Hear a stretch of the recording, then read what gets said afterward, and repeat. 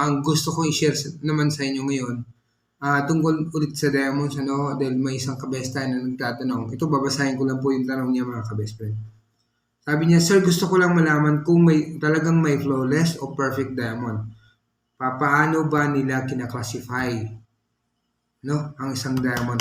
Mga ka-best friend. Ito yung tanong niya ni Sir, siguro, hindi ko na alam kung anong iniisip ni Sir, pero ganito yan, Sir.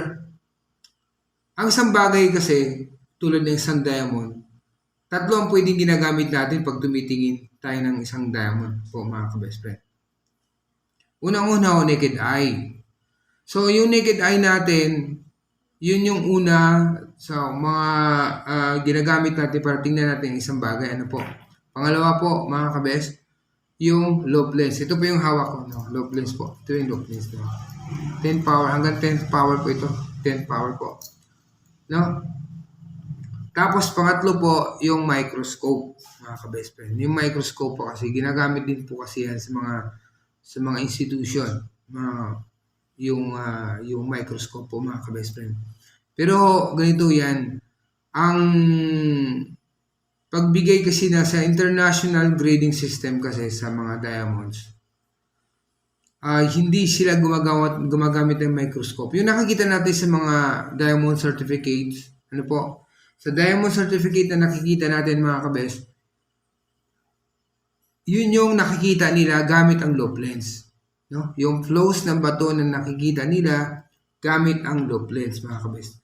Hindi sila naglalagay ng mga inclusions, yung flows ng bato gamit yung microscope. Pero still may microscope po sila na ginagamit sa pagtingin ng isang diamonds. Pero ang pagdating sa grading system po, pag-grade ng isang diamond, ang gamit po ay lobe lens. Kahit saan po, dito sa Pilipinas, sa GemLab, ginagamit po ay lobe lens.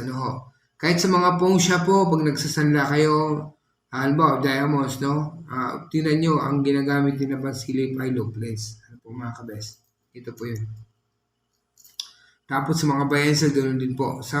Si GIA po, ganoon po. Sa international grading system po, ganoon din ginagamit nila ay ang lobe lens, mga kabest. Pero mayroon kasi hindi nakikita ng lobe lens, na nakikita ng isang microscope. Pero mayroon silang microscope, hindi lang ginagamit yan para pagbibigay ng grade ng isang bato, yung pag-classify ng isang bato po, mga kabest. Kaya, pag sinabi kasi natin flawless, ang pinag-uusapan sa 4C na yan, di ba may sinasabi akong 4C, May isang vlog ako na 4C.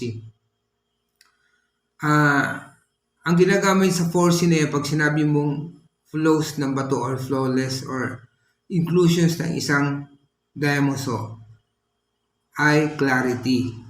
Clarity po ang kinukuha natin doon ng isang diamond. Ano po, mga kabes? Clarity ho. Kaya, pag nagsasanla tayo, may mga nag-comment sa akin, nagtatanong, nag-send ng picture, nagtatanong, "Sir, magkano kaya to ang sanla ng ganito?" Sir, may nagtatanong naman, yung diamonds ko, binili ko ng ganito, binili ko ng 19,000, tapos tinanggap lang na isang pawn shop ay 3,000 lang. Ganun.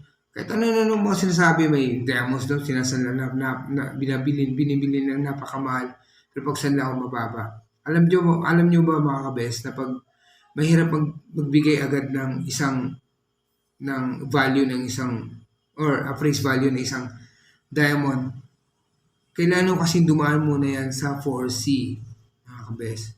Yung karat niya, yung cut, yung color, at clarity po.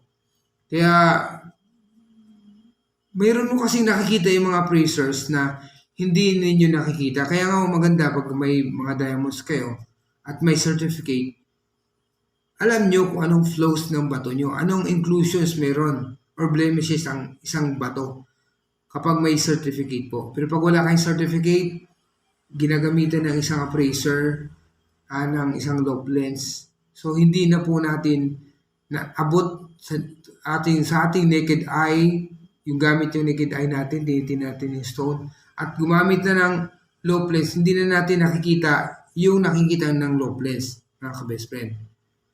Gamit yung mata natin, meron tayong hindi nakikita na nakikita ng loop lens. Ganun din po sa microscope. May nakikita ang microscope na flows o inclusions na isang diamonds na hindi nakikita ng loop lens. Pero gaya na sinabi ko po, sa grading system po, ang ginagamit ay loop lens, mga ka-best friend. No? Kahit palagay na lang natin, yung isang microscope, sinilip ang isang diamonds, tapos may nakita silang, let's say pinpoint, no? May nakita silang ganon, may inclusions na nakikita gamit yung microscope. Pag ginamitan naman ng loop lens na hindi naman nakikita kung ano yung nakita sa microscope, ang ilalagay pa rin dun sa certificate kung ano yung nakikita gamit ang loop lens. Kaya po, pag yung mga certificates nakikita natin kung anong clarity meron, anong clarity meron ang isang diamonds, loop lens po ang gamit niyan, mga kabes. So, hindi po ginagamitan ng kahit may nakitang sa microscope yan na inclusions, pero hindi naman nakikita sa loop lens, hindi po ilalagay yan sa certificate. Dahil ang ginagamit po ay loop lens. Ano po mga ka-best friend? Sana po ay naihatid ko sa inyo naipaliwanag ko sa inyo ng maayos. Kaya po yung mga gustong malaman kung magkano ang value ng diamonds po, yun, maano talaga yan. Na hindi po basta-basta magbigay ng value ang isang appraiser o isang tumitingin na isang diamond kapag hindi dumadaan sa 4C, mga ka-best friend. Kaya yung flawless, ulitin ko lang po, clarity po ang pinag-uusapan dyan. Ano po mga ka-best friend? Kaya yan po, hanggang dito lang muna tayo mga ka-best. Nagpapasalamat ako ng muli ng maraming sa inyo sa inyong pagsuporta. Hanggang sa muli po mga ka-best friend. Bye-bye mga ka-best.